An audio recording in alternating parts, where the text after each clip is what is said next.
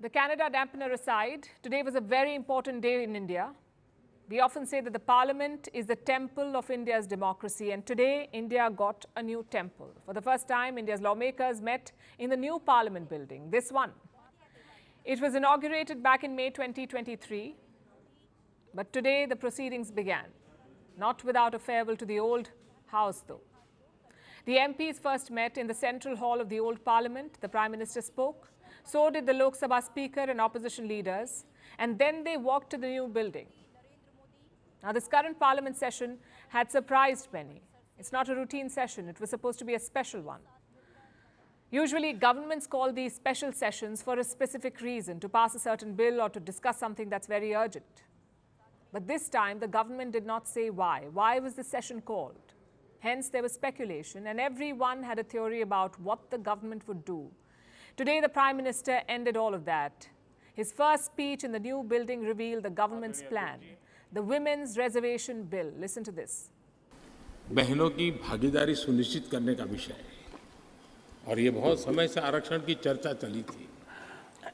हर किसी ने कुछ न कुछ प्रयास किया है, लेकिन और ये 1996 से इसकी शुरुआत हुई है और अटल जी के समय तो कई बार बिल लाए गए, लेकिन नंबर कम पड़ते थे, कुछ उग्र विरोध का भी वातावरण रहता था, एक महत्वपूर्ण काम करने में काफ़ी असुविधा होती थी। लेकिन जब नए सदन में आए हैं, नया होने का एक उमंग भी होता है, तो मुझे विश्वास है कि ये जो लंबे अरसे से चर्चा में रहा विषय है, अब इसको हमने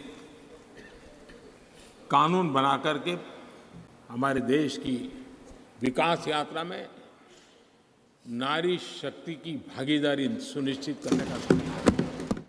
The cabinet passed the bill yesterday, and today it was introduced in the Lok Sabha. The 128th Constitutional Amendment Bill. What does it do? It will reserve 1/3 of all electoral seats for women in India, in the Lok Sabha, in the state assemblies, and in union territories. Let me explain with numbers. Imagine there is a state with 100 seats. Now, if this bill is passed, 1/3 of these seats will be reserved for women. That's around 33 seats. In these seats, only women candidates can contest, and they can contest in other seats as well. But these 33 are exclusively for women. It will apply to reserved seats as well. You see, Indian legislatures have seats reserved for backward communities like scheduled tribes and scheduled castes. 1/3 of these will also be reserved for women. Not all women, only women from that community. Now let's get some questions out of the way. Why was this necessary? And if it wasn't obvious, I will tell you why. Politics has a gender problem. In India, women make up only 15% of all Lok Sabha seats. In the Rajya Sabha, that's 14%. Indian states have the same problem. At least 17 states have less than 10% women in their legislatures. How do you correct this?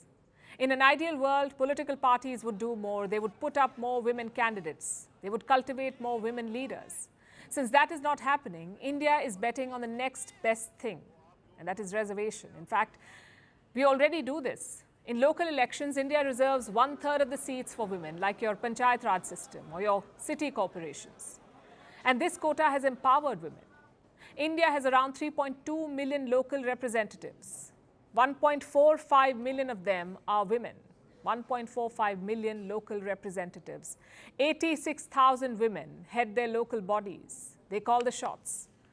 In fact, India is actually doing better than most countries, at least at the local level. Around 44% of our local representatives are women. 44%. In France, it's 40%. In the UK, 34%. In Germany, 27%. And in China, 23%.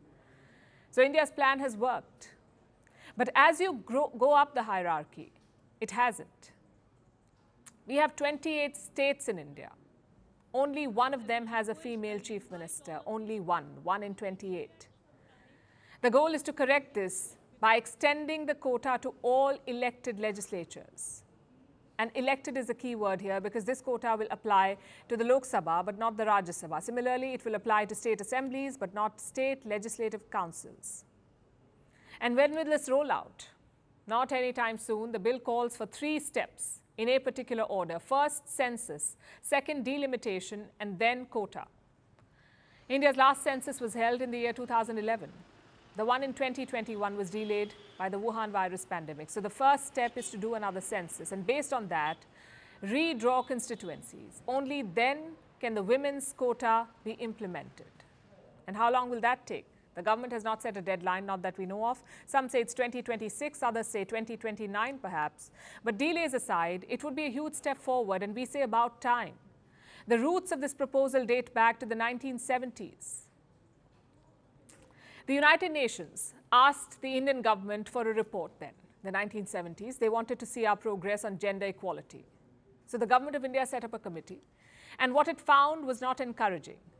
The committee said that India had failed to ensure gender equality, and this triggered a debate. Several states began reserving seats for women.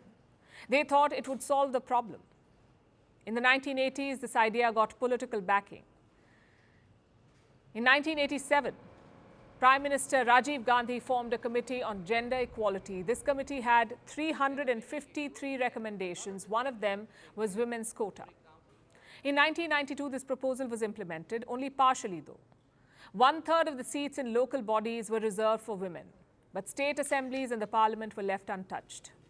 In 1996, Prime Minister Devegowda, H.D. Devegowda, went one step ahead. He tabled the whole proposal, 1/3 of seats in all elected bodies. Now, most of the parties agreed to this idea, but some holdouts remained, especially parties representing the OBC community, the other backward classes, OBC. And what was their objection? You see, seats are reserved for the SC and ST community, but not for the OBC. So the fear was that OBC women would lose out, that upper caste women would dominate the quotas. And so the bill was stalled. Since then, every Prime Minister in India has tried to revive this effort. Atal Bihari Vajpayee tried twice, no luck. On one occasion, MPs snatched the bill from the minister's hand. They tore it up. Dr. Manmohan Singh also tried, and he had partial luck. In 2010, the Women's Reservation Bill was passed in the Rajya Sabha, but it never reached the Lok Sabha. So will this time be different? Well, women's quota was the BJP's campaign promise, both in 2014 and again in 2019. Plus, they have a brute majority in parliament, so no coalition business, which means the proposal will now be a reality. It could usher in a new era of Indian democracy.